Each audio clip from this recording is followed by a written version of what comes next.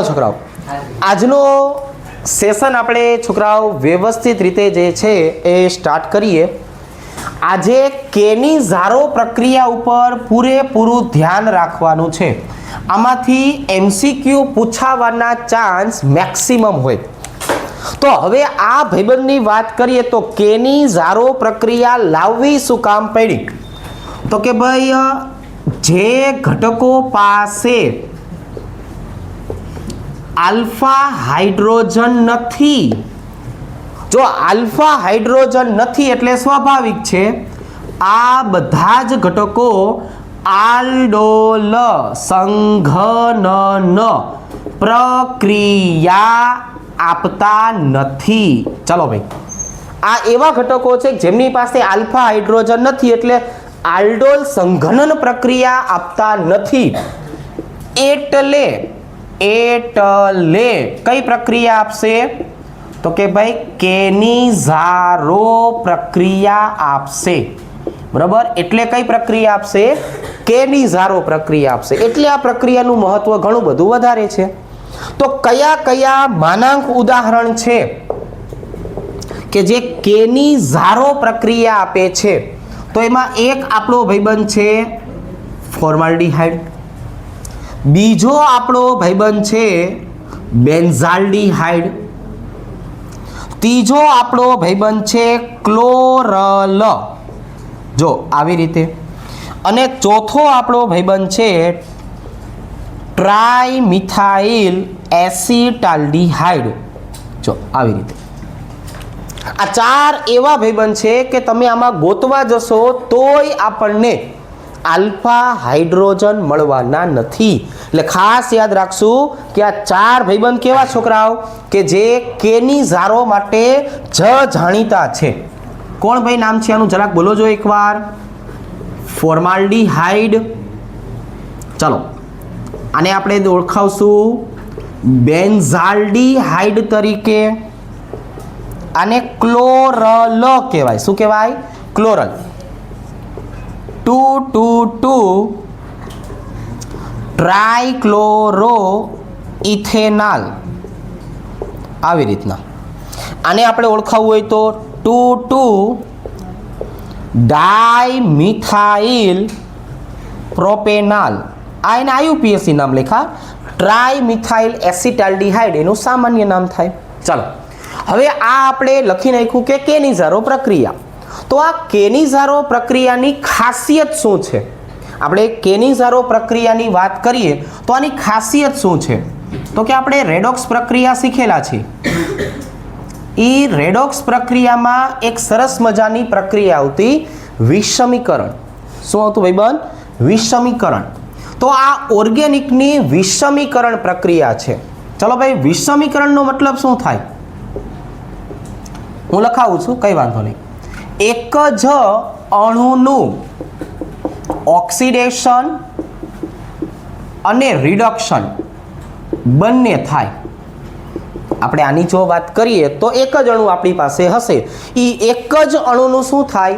Oxidation થાય, reduction થાય। For example, જો આપણે છોકરાઓ અહીંયા આલ્ડિહાઇડ લઈએ તો આલ્ડિહાઇડ પોતાના જીવનમાં આગળ વધે તો ઓક્સિડેશન પ્રક્રિયા અનુભવે, અને ઓક્સિડેશન પ્રક્રિયા અનુભવે એટલે એનું રૂપાંતરણ કાર્બોક્સિલિક એસિડ ઓબ્લિક એના ક્ષારમાં થશે, બરોબર છે? એનું રૂપાંતરણ શેમાં થશે? કાર્બોક્સિલિક એસિડ અથવા એના ક્ષારમાં। અને જો આલ્ડિહાઇડ પોતાના જીવનમાં પાછો આવે તો એનું રિડક્શન થશે, અને રિડક્શન થઈને એ શું બનાવવાનો છે? તો કે ભાઈ રિડક્શન થઈને એ બનાવવાનો છે આલ્કોહોલ। શું બનાવશે છોકરાઓ? આલ્કોહોલ। તો આપણી પાસે અણુ કોણ હશે? તો કે અણુ હશે આલ્ડિહાઇડ। આ આલ્ડિહાઇડ આપણે લીધેલો હોય છોકરાઓ તો એનું ને એનું ઓક્સિડેશન દ્વારા શું બનશે? તો કે ભાઈ ઓક્સિડેશન દ્વારા બનશે કાર્બોક્સિલિક એસિડ, અને એના રિડક્શન દ્વારા શું બનવાનું છે છોકરાઓ? તો કે ભાઈ તો આલ્કોહોલ જે છે એ આલ્કોહોલ બનશે। આવી રીતે બે પ્રક્રિયા જે છે એ એક સાથે જોવા મળે। કેટલી પ્રક્રિયા જોવા મળે? આવી જ રીતે એક સાથે આવી બે પ્રક્રિયા જે છે એ બે પ્રક્રિયા જોવા મળે. તો હવે તો આને બે ઉદાહરણ દ્વારા સમજાવીએ. ચલો જો દેખાશે અહીંથી, મોઢું ન દેખાય તો ચાલશે, શીખવાનું છે.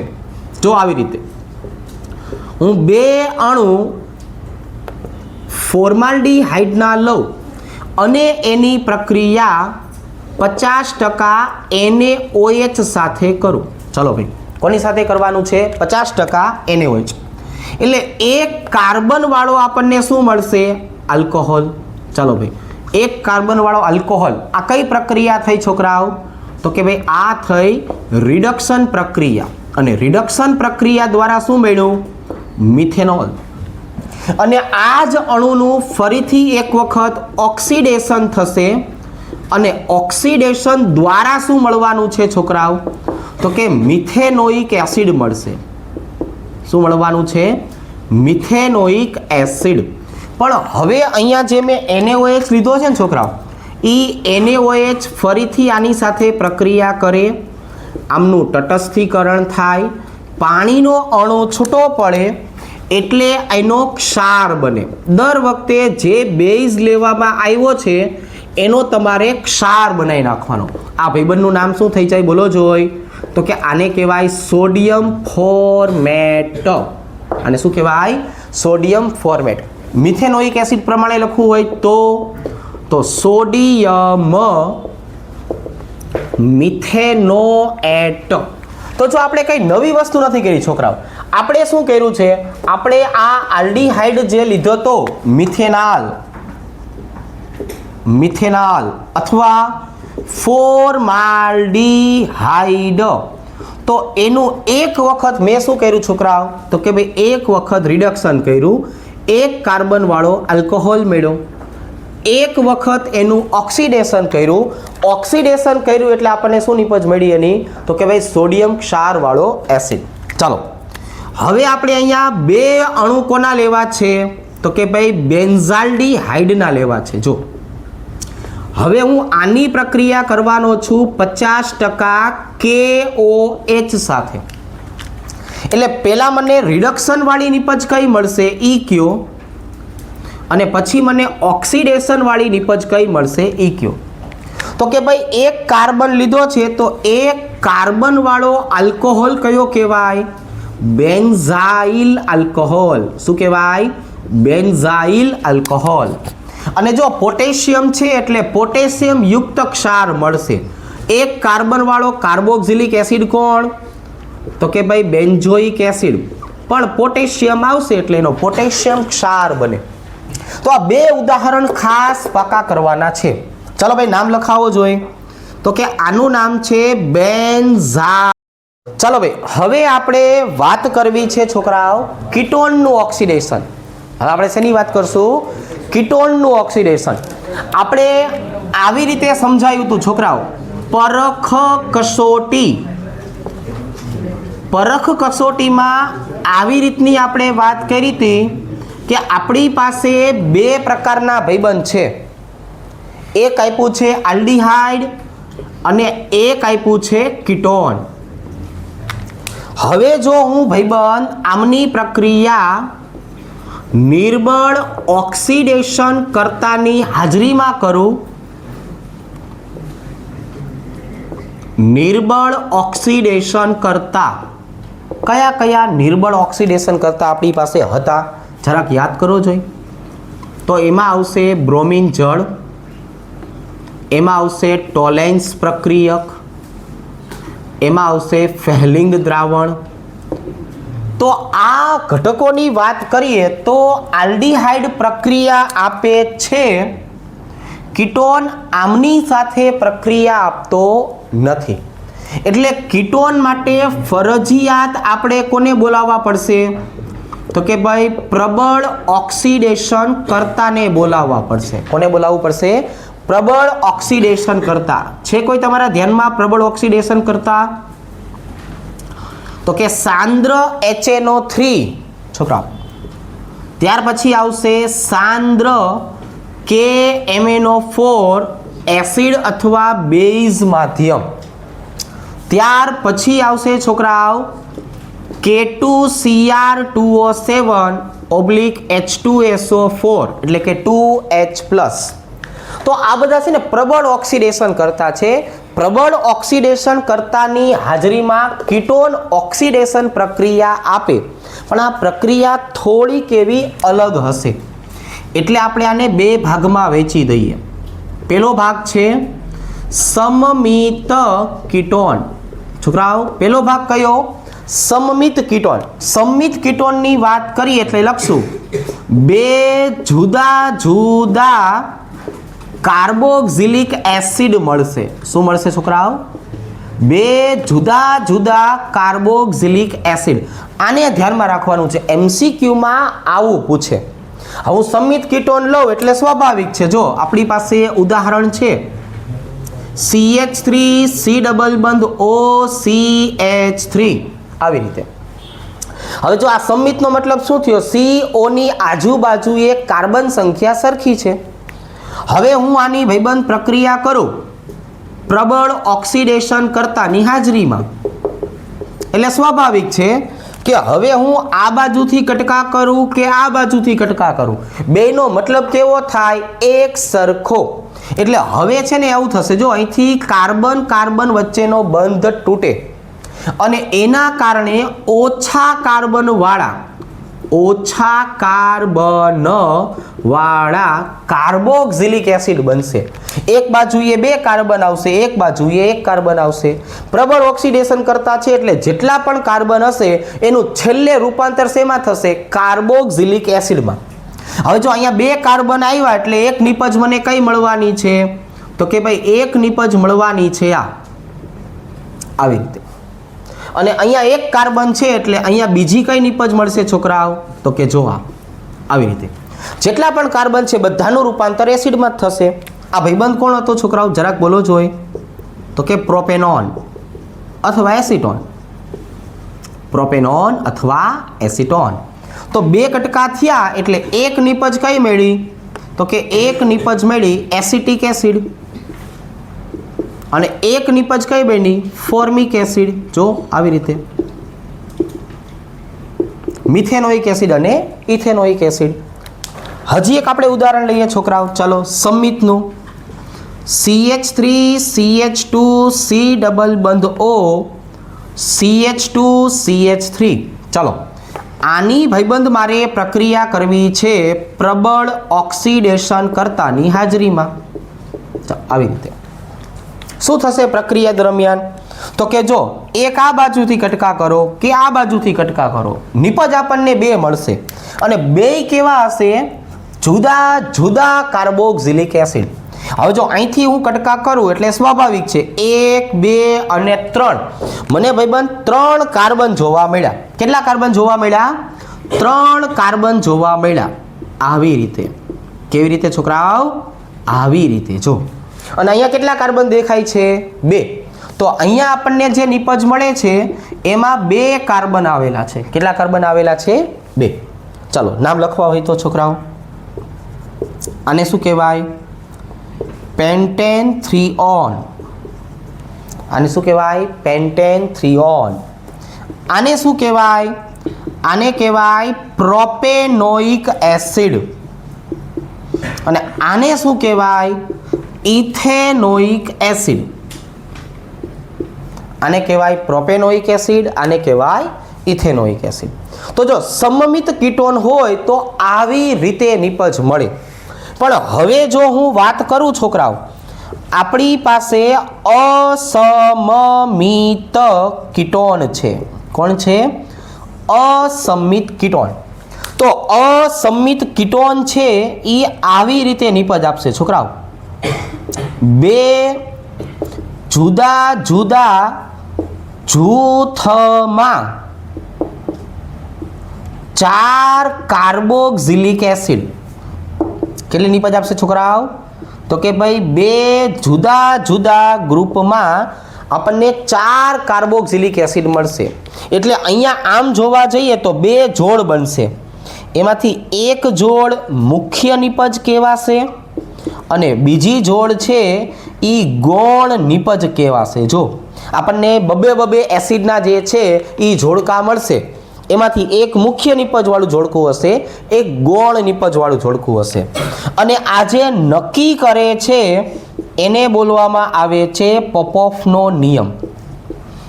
શું બોલવામાં આવે છે છોકરાઓ? તો કે એને બોલવામાં આવે છે પોપોફનો નિયમ. હવે આ પોપોફનો નિયમ શું છે એ હું તમને પાછો ડિટેલમાં સમજાવું. રેડી? પહેલાં આટલી વસ્તુ વ્યવસ્થિત રીતે લખી લ્યો, પછી આપણે પોપોફનો નિયમ શીખીએ. ચાલો હવે આ જુઓ છોકરાઓ, પોપોફના નિયમની વાત કરીએ તો એ સ્પેશિયલ કોના માટે છે? અસમમિત કીટોન માટે જ છે. સમિતમાં તો ફિક્સ હતું, 2 જ નિપજ મળશે. હવે અહીંયા પોપોફના નિયમ પ્રમાણે મુખ્ય નિપજ કોને કહેવાય એ સાંભળો. તો કે જેમાં, સાંભળજો, જેમાં કીટોનમાં રહેલો કાર્બોનિલ કાર્બન આવે અને તે કાર્બોક્સિલિક એસિડ નાની શૃંખલા ધરાવે, તે કાર્બોક્સિલિક એસિડ નાની શૃંખલા ધરાવે તો એ મુખ્ય નિપજ કહેવાશે. કઈ રીતે? તો કે સમજાવવું પડશે. તો કે ભાઈ સમજાવી દઈએ. ચાલો, CH3 CH2 C ડબલ બંધ O, CH2 CH2 CH2 CH3. જો અહીંયા મેં શું કર્યું છોકરાઓ? તો કે અહીંયા આપણે જે છે એ અસમિત કીટોન લીધો. તમે કાર્બોનિલ કાર્બનની આજુબાજુએ જોશો તો આપણને જુદા જુદા કાર્બનના જૂથ જોવા મળશે. 2 કાર્બન વાળું, 4 કાર્બન વાળું. એટલે આ બની શું ગયું? તો કે 1 2 3 4 5 6 7. આ ભાઈબંધ આપણો છે હેપ્ટેન 3 ઓન, કાઉન્સમાં અસમમિત કીટોન. હવે અહીંયા હું લાલ કલરથી અને કાળા કલરથી 2 અલગ અલગ પ્રકારની નિપજ બનાવીશ. જો, અને કઈ રીતે નિપજ બને છે એ સમજો. આપણે મૂળ શું કરી શકીએ? કાં તો અહીંથી કટકો કરી શકીએ, કાં તો અહીંથી કટકો કરી શકીએ. તો હું પેલું કામ જો આ કરું છું, લાલ કલરની માર્કરથી આવી રીતે કટકો કર્યો તો કાર્બોનિલ કાર્બન આવી ગયો. તો કે હા, જો 1 2 3. તો કે આ અહીંયા મને એક એસિડ એવો મળ્યો કે જેમાં 3 કાર્બન આવેલા છે અને એની અંદર કીટોનનો કાર્બોનિલ કાર્બન આવેલો છે. એટલે હું અહીંયા કાર્બોનિલ સ્વરૂપે દર્શાવીશ. હવે કેટલા વધ્યા? 1 2 3 4. તો અહીંયા 4 કાર્બન વધ્યા ને એટલે 4 કાર્બન વાળો એસિડ તો બનશે, પણ એ એસિડમાં આપણે કાર્બોનિલ કાર્બનને નોખો નહીં દર્શાવે. જો ભેગો દર્શાવી દઈશું એટલે આપણને ખબર પડે કે મારે આને ધ્યાનમાં રાખવાનું છે. કેમ કે આ શેમાંથી આવ્યો? કીટોનમાં રહેલો કાર્બોનિલ કાર્બન આવ્યો. હવે તો કે હવે એક નિપજ આવી રીતે બનશે. જો આ બ્લેક કલરથી હું કટકો કરું છું, કાર્બોનિલની વિરુદ્ધ બાજુએથી. જો આવી રીતે એક વખત મેં આમ લીધું, એક વખત આમ. તો હવે ગણો, 1 2 3 4 5 કાર્બન આવ્યા અને એ 5 કાર્બનની અંદર કોનો સમાવેશ થઈ ગયો? તો કે ભાઈ 5 કાર્બનની અંદર કીટોનમાં રહેલા કાર્બોનિલ કાર્બનનો સમાવેશ થયો. હવે તો કે 1 અને 2 વધ્યા. એ જે 1 અને 2 વધ્યા ને એને આપણે ડાયરેક્ટ લખશું, એમાં કાર્બોનિલ કાર્બનને અલગથી દર્શાવતા નથી. ચાલો રેડી? હવે પેલા ચારેયના નામ લખીએ અને પછી તમે મને કહો કે ભાઈ એ જોડકું મુખ્ય નિપજ કહેવાશે કે બી જોડકું મુખ્ય નિપજ કહેવાશે. જો અહીંયા પોપોફનો નિયમ શું કહે છે એ મેં તમને સમજાવ્યું છે. તમારી બુદ્ધિ ક્ષમતા પ્રમાણે મને જવાબ આપજો. ચલો, આ પ્રોપેનોઇક એસિડ,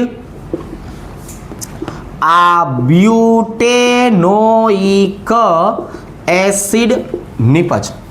અહીંયા કોણ આવ્યું? 1 2 3 4 5. 5ને કહેવાય પેન્ટેનોઇક એસિડ અને આને બોલાય ઇથેનોઇક એસિડ. ચાલો ભાઈ, તો હવે પોપોફનો નિયમ આવું કે છે કે જેમાં કીટોનમાં રહેલો કાર્બોનિલ કાર્બન હોય એ આ 2, એમાં નાની શૃંખલા કોણ? તો કે 1 2 3 કાર્બન, પ્રોપેનોઇક એસિડ. તો હવે આજે મેં એ જોડકું બનાવ્યું ને એને તમારે કહેવાનું છે મુખ્ય નિપજ, અને આજે બી જોડકું બનાવ્યું છે એને કહેવાનું છે ગૌણ નિપજ. તો જ્યારે તમે મુખ્ય અને ગૌણ નક્કી કરી શકો એને શું બોલશું છોકરાઓ? આપણે પોપોફનો નિયમ. એક તમારે ઉદાહરણ આપું છું, એ ઉદાહરણનો જવાબ મને કમેન્ટમાં લખીને કહેવાનો છે કે ભાઈ આની અંદર આ જોડકું મુખ્ય નિપજ થશે. આનો જે જવાબ આવે એ જવાબ તમે મને કોમેન્ટ કરીને કહેજો. રેડી? ચાલો જો ભાઈબંધ, હવે નવો ટોપિક આપણે શીખવો છે ઇલેક્ટ્રોન અનુરાગી વિસ્થાપન પ્રક્રિયા. સાંભળો, થોડુંક એવું વ્યવસ્થિત સાંભળો. આપણી પાસે આપણો ભાઈબંધ આવેલો છે, આ ભાઈબંધને બોલવાનું છે બેન્ઝાલ્ડીહાઇડ. આપણી પાસે આપણો બીજો ભાઈબંધ આવેલો છે એને બોલવાનું છે એસિટોફિનોન. આવી રીતે. કેવી રીતે? આવી રીતે. હવે આ ઓક્સિજનની વાત કરીએ તો sp2 સંકરણ વાળો ઓક્સિજન કેવો છોકરાઓ? આ તો કે ભાઈ -I અસર વાળો. કેવો છોકરાઓ? -I અસર વાળો. એટલે તો કે એટલે શું કરશે? તરત જ કાર્બનના ઇલેક્ટ્રોનને ખેંચશે, પોતે માઇનસ બનશે અને કાર્બનને કેવો બનાવી દેશે? પ્લસ. હવે આ તો આપણે શીખડાવેલું છે કે બેન્ઝીન ચક્ર સાથે કોઈ પોઝિટિવ ચાર્જ આવે તો બંધના ઇલેક્ટ્રોન બહાર આવે. જો આમ સંસ્પંદન થાય. અહીંયા જો ઓક્સિજન બંધના ઇલેક્ટ્રોન ખેંચે એટલે ઓક્સિજન માઇનસ, કાર્બન કેવો બની જાય? પ્લસ.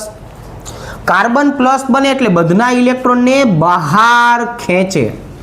બંધના ઇલેક્ટ્રોનને શું કરશે છોકરાઓ? બહારની બાજુએ ખેંચે. તો જ્યારે બહારની બાજુએ ખેંચે છે એટલે આપણને ખબર છે કે આ બધી જગ્યાએ શું આવશે? Positive charge. અને હવે પછી આવા ઘટકો કેવા બની જાય છે? મેટા નિર્દેશક. આપણે ક્લોરોબેન્ઝીનમાં શીખડાવેલું હતું, હજી ફિનોલમાં શીખડાવશું કે આ બધા કેવા બની જાય છે? મેટા નિર્દેશક. જ્યારે બંધના ઇલેક્ટ્રોન બહાર ખેંચાય એટલે યાદ રાખવાનું છે એ મેટા નિર્દેશક બને, અને બંધના ઇલેક્ટ્રોનને અંદરની બાજુએ મોકલે તો એને શું કહેવાનું છે? ઓર્થો પેરા નિર્દેશક. આપણે આવી રીતે સમજાવતા. જો કે આ ઝેડ નામનો ઘટક છે એ શું કરતો હતો? તો કે ઇલેક્ટ્રોનને અંદર મોકલતો. જો અંદર મોકલે એટલે આ બંધના ઇલેક્ટ્રોન ક્યાં આવી જાય? ઓર્થો પેરા અને ઓર્થો ઉપર. એટલે આ તરત જ શું બની જતા? ઓર્થો પેરા નિર્દેશકો. ક્યારે? ઇલેક્ટ્રોન અંદર આવે તો. પણ આ ભાઈબંધ ઇલેક્ટ્રોન બહારની બાજુએ ખેંચે તો ભાઈ આવી રીતે. જો તો પછી આવી રીતે. તો ઈ કેવો બની જાય? ઈ બની જાય મેટા નિર્દેશક. ઈ કેવો બની જાય? મેટા નિર્દેશક. જો આવી રીતના. તો હવે અહીંયા આપણને ખબર પડી ગઈ કે આપણો ભાઈબંધ બેન્ઝાલ્ડીહાઇડ અને આપણો ભાઈબંધ એસિટોફિનોન બેય કેવા છે? તો કે ભાઈ બેય મેટા નિર્દેશક છે. એટલે બેયની એક પ્રક્રિયા તમને સમજાવું. એકમાં ક્લોરિનેશન કરશું, એકમાં નાઇટ્રેશન કરશું. રેડી? ચાલો જો આવી રીતે. તો આ બેયની એક પ્રક્રિયા આપણે 11મા ધોરણમાં શીખડાવતા હતા એવી રીતે કરીએ. મેટા નિર્દેશક છે એટલે મેટાનો હાઇડ્રોજન બહાર લાવવાનો. ચલો ભાઈ, મારે આની ક્લોરિનેશન પ્રક્રિયા કરવી છે. કઈ રીતે ક્લોરિનેશન પ્રક્રિયા સમજાવી શકાય? તો કે ભાઈ 2 ક્લોરીનના ભાઈબંધ લઈ લેવાના અને ઉદ્દીપક પ્રમાણે શું લઈ લેવાનું છે? FeCl3. ચાલો ભાઈ, આ હાઇડ્રોજન અહીંયા ક્લોરીન સાથે જોડાય, HCl નો અણુ છૂટો પડે અને સરસ રીતે મેટા સ્થાનમાં આપણને ક્લોરીન જોવા મળે. જો અહીંયા કોણ આવી જશે છોકરાઓ? ક્લોરીન. નામ લખતા આવડશે? હા પડો હવે. Very good. આને બોલાય બેન્ઝાલ્ડીહાઇડ. આને બોલાય મેટાક્લોરો બેન્ઝાલ્ડીહાઇડ. ચાલો આવી રીતે, મતલબ હવે આ મેટા નિર્દેશક બની ગયો. આપણે ખાલી કેવું આટલું જ હતું. આ નાઇટ્રેશનની વાત કરીએ છોકરાઓ, આ ભાઈબંધની કઈ પ્રક્રિયા કરીએ? નાઇટ્રેશન. કઈ રીતે નાઇટ્રેશન થાય? તો કે જો આવી રીતે, સાંદ્ર HNO3 H2SO4 એટલે અહીંયા શું બનશે? OH minus NO2 plus. આપણે નાના હતા તે દુના આવું શીખડાવતા કે HNO3 ને લખવું હોય તો કેમ લખાય? આવી રીતે લખાય, OH માઇનસ NO2 પ્લસ. શું થશે? આ હાઇડ્રોજન આ OH સાથે જોડાય, H2O નો અણુ છૂટો પડે અને હવે અહીંયા ડાયરેક્ટ મેટા સ્થાનમાં NO2 સમૂહ જોડાયેલો જોવા મળશે. નામ લખતા આવડશે આનું? હા પાડો હવે. આને બોલાય એસિટોફિનોન. શું બોલાય? એસિટોફિનોન. આને બોલાય મેટાનાઇટ્રો એસિટોફિનોન. આને શું બોલાય? મેટાનાઇટ્રો એસિટોફિનોન. ચાલો આવી રીતે. તો આ પ્રક્રિયાને બોલાય છોકરાઓ ઇલેક્ટ્રોન અનુરાગી વિસ્થાપન પ્રક્રિયા. ક્લિયર? ચલો આટલી વસ્તુને વ્યવસ્થિત લખી નાખો છે આપણે. હવે જો છોકરાઓ સાંભળો, કાર્બોક્સિલિક એસિડની બનાવટની વાત કરવી છે. આપણે આલ્કિનમાંથી કાર્બોક્સિલિક એસિડ કેમ મળે એ શીખી લેશું, પણ મારે થોડુંક 11મા ધોરણનું આની સાથે રિપીટ કરાવવું છે, એક્સ્ટ્રા પોઈન્ટ સાથે. જો સાંભળજો, આ તમે બધું જોયેલા જ છે, જાણેલું જ છે, તમને આવડે જ છે, પણ તેમ છતાં હું શીખડાવીશ. આપણે આવા બે પ્રકારના આલ્કિનની વાત કરશું. અહીંયા તો R ને R રહેશે. અહીંયા કોણ આવેલું હશે? હાઇડ્રોજન અને કાર્બન. આ હાઇડ્રોજન અને કાર્બનની હાજરીના કારણે શું થાય એ આપણે શીખવું છે. છોકરાઓ આ ભાઈબંધ આપણને 3 અલગ અલગ પ્રકારની પ્રક્રિયાઓ શીખડાવશે. કેટલી પ્રક્રિયાઓ શીખડાવશે? 3 અલગ અલગ પ્રકારની પ્રક્રિયા શીખડાવશે. પરિવર્તન MCQમાં અગત્યનું છે. પેલું મારે વાત કરવી છે ઓઝોન, ઝિંક અને પાણી સાથે. આ પ્રક્રિયાને આપણે આલ્ડીહાઇડની બનાવટમાં શીખડાવેલી, આને ઓઝોનોલિસિસ પ્રક્રિયા કહેવાય. યાદ આવ્યું? આલ્ડીહાઇડ અને કીટોનની સંયુક્ત બનાવટમાં લીધું હતું. બીજા નંબરે લેવી છે છોકરાઓ મંદ KMnO4 સાથે. આને પ્રેક્ટિકલ માટેની બેયર કસોટી કહેવાય. શું કહેવાય? પ્રેક્ટિકલ માટેની બેયર કસોટી, અસંતૃપ્તતાનું માપન. શું કહેવાય? અસંતૃપ્તતાનું માપન. એક કસનળીમાં શું લેવાનું કે જેમાં ડબલ બંધ આવેલા હોય એવો કાર્બોક્સિલિક એસિડ આપણી પાસે છે, સિન્નામિક એસિડ, અને બીજી કસનળીમાં તમારે શું લેવાનું છે? KMnO4 જે છે એનું આછું જાંબલી ગુલાબી દ્રાવણ. હવે તમારે શું કરવાનું છે કે ભાઈ તમારી પાસે જે ગુલાબી કલરનું દ્રાવણ છે એની અંદર આ દ્વિબંધવાળા કાર્બોક્સિલિક એસિડને ઓગાળવાનું છે, થોડુંક એવું ગરમ કરવાનું છે, અને જેવું તમે આમાં ઉમેરશો કે નહીં, જો કાર્બોક્સિલિક એસિડમાં દ્વિબંધ હશે તો KMnO4 રંગ દૂર કરશે, એનો ગુલાબી રંગ દૂર થઈ જશે. એનો મતલબ કે અહીંયા કાર્બોક્સિલિક એસિડની પ્રક્રિયા થઈ છે, અને એનું સ્ટાન્ડર્ડ ઉદાહરણ કયું છે? સિન્નામિક એસિડ. અહીંયા મારે શું લેવું છે છોકરાઓ? અહીંયા મારે લેવું છે સાંદ્ર પ્રબળ KMnO4, અને એમાંથી આપણને કાર્બોક્સિલિક એસિડ મળે. પણ આ કસોટીથી આપણી જાણકારી માટે યાદ રાખવી. હવે જો ઓઝોનોલિસિસ તમને શીખડાવું તો તમને ખબર છે કે અહીંથી પ્રક્રિયા જે છે એના બંધ જે છે એ તૂટશે. ઓઝોનોલિસિસમાં આપણને જો હાઇડ્રોજન આપેલું હશે તો આલ્ડીહાઇડ મળશે, અને જો કાર્બન આપેલું હશે તો કીટોન મળશે. જો ઓઝોનોલિસિસમાં શું થાય, હાઇડ્રોજન વાળો ભાગ શું આપતો હતો છોકરાઓ, તો કે આલ્ડીહાઇડ, અને કાર્બન વાળો ભાગ શું આપતો હતો, તો કે કીટોન. હવે જો મંદ KMnO4 લીધું હશે તો આવું થશે. જો એક જ બંધ તૂટશે. કેટલા બંધ તૂટશે છોકરાઓ, એક જ બંધ તૂટશે. જો મેં એક જ બંધ તોડ્યો અને અહીંયા કોણ આવી જશે, તો કે ભાઈ ઓક્સિડેશન દ્વારા OH આવી જશે. આ OH બાજુ બાજુમાં હોય તો એને શું કહેવાય, આને વિસિનલ ડાયોલ સ્વરૂપ કહેવાય. શું કહેવાય, વિસિનલ ડાયોલ સ્વરૂપ. આ વિસિનલ ડાયોલ સ્વરૂપ બનવાવાળી પ્રક્રિયાને બેયર કસોટી કહેવાય.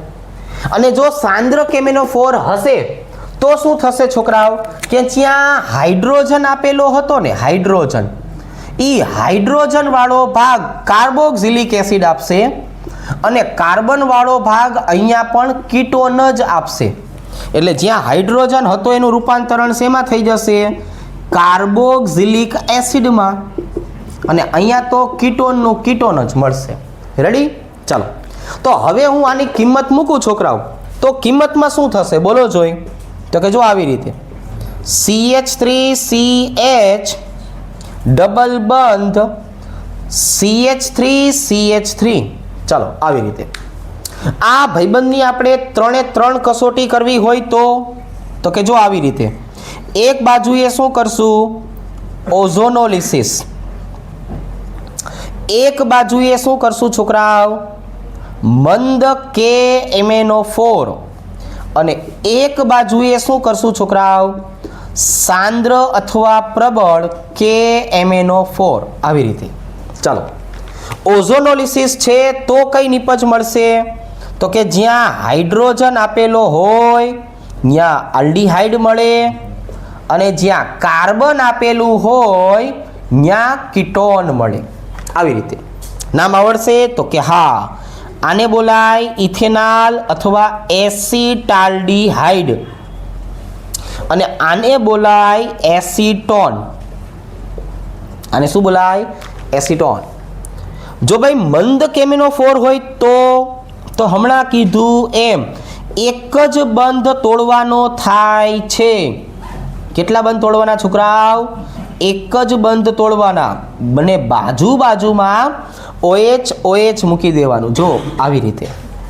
વિસિનલ ડાયોલ કહેવાય આને. શું કહેવાય, વિસિનલ ડાયોલ. નામ આવડશે, 2 મિથાઇલ 1 2 3 4 4 કાર્બનને એટલે કહેવાય બ્યુટેન 2,3 ડાયોલ. આવી રીતે. અને જો સાંદ્ર KMnO4 લીધું હોય તો હાઇડ્રોજન વાળો ભાગનું રૂપાંતરણ પહેલા શેમાં થશે, તો કે પહેલા તો આલ્ડીહાઇડમાં જ થાય. સાંભળજો, પણ આલ્ડીહાઇડનું ઓક્સિડેશન સૌથી સરળ, એટલે તરત એમાંથી કાર્બોક્સિલિક એસિડ મળશે. પણ જો ભાઈબંધ આ બાજુએ કાર્બન હશે તો અહીંયા કીટોનનું કીટોન જ મળશે. એટલે અહીંયા શું મળશે, એસિટિક એસિડ. જો ભાઈ એસિટિક એસિડ, અને અહીંયા મળી જશે એસિટોન. શું મળી જશે, એસિટોન. તો આ મારી દ્રષ્ટિએ થોડુંક MCQ ને બધું ભેગું કરવા જઈએ તો સારી વસ્તુ છે. એટલે આટલી વસ્તુ ઉપર આપણે થોડુંક વધુ પડતું ધ્યાન આપ્યું છે. તમે પણ આને વ્યવસ્થિત રીતે લખો, જોવો, જાણો. રેડી? આજ માટે અહીંયા સુધી રાખીએ. નેક્સ્ટ ટાઈમ આપણે અગત્યની બનાવટો બધી લેશું. ચાલો, થેન્ક યુ વેરી મચ.